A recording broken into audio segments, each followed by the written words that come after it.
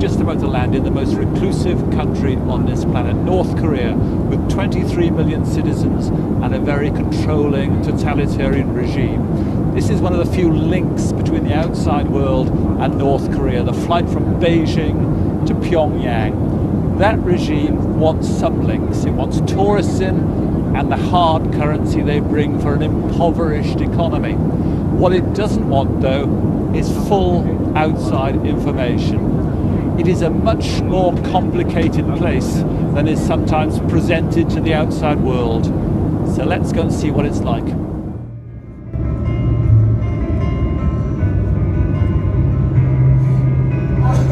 The first thing you notice is an ultra-modern, state-of-the-art airport. The regime has spent an awful lot of money on this airport. But the big question is it simply too big for the demand? 30,000 tourists come in every year from China, far fewer from the West. If they want more tourists, they may have to open up. And opening up represents danger for the regime.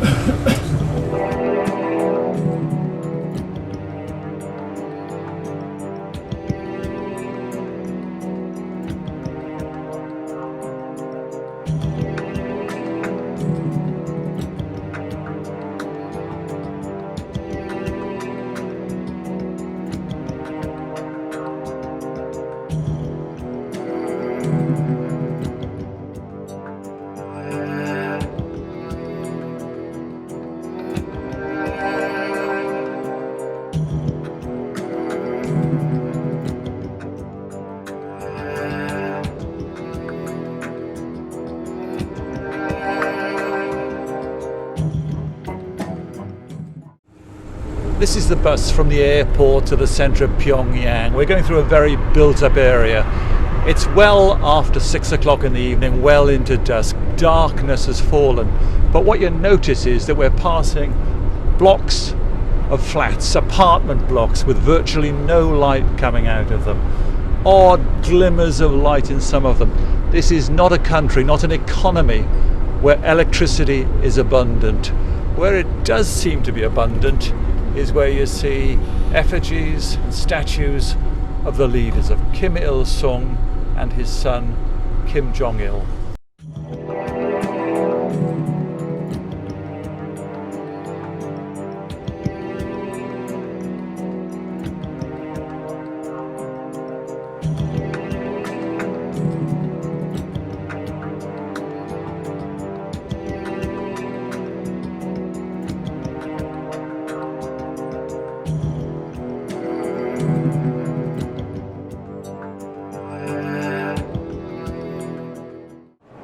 This is the Pyongyang underground. Not many people get to see this kind of view. These are commuters. They look pretty well like commuters everywhere, rushing to work. In this case, rushing towards work, not coming off. There's another train just arriving over there.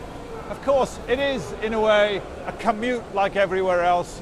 But this country is a very different country.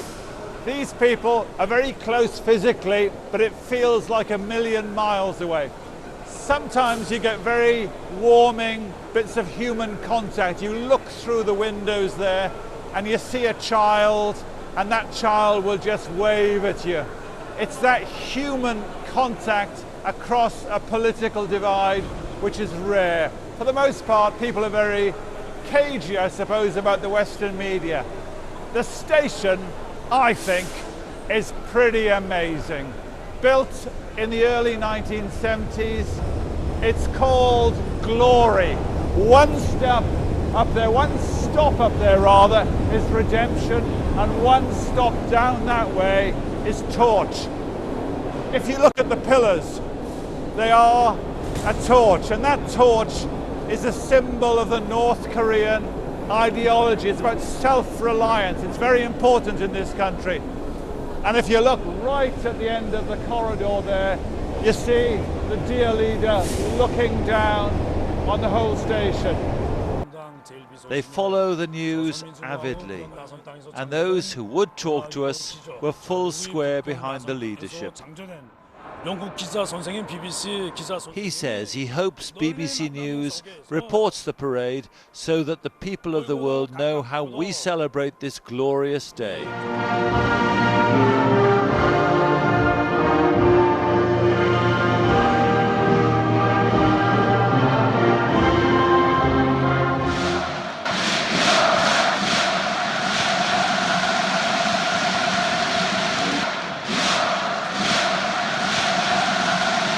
The Kim Il-sung Stadium in Pyongyang, a pretty amazing spectacle. The DPRK, North Korea, against the Philippines, a qualifying match for the World Cup in Moscow.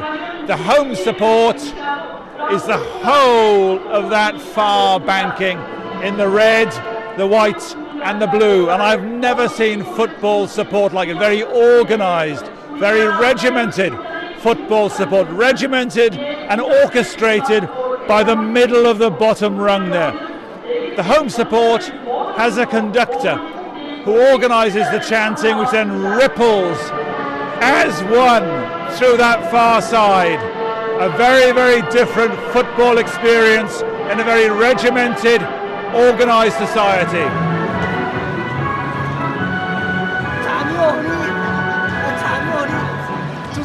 The game is over, 0-0 if you want to know the score. Only a game though. All these people are now sweeping out into the real world of the DPRK, North Korea. It is a changing world as outside influence comes.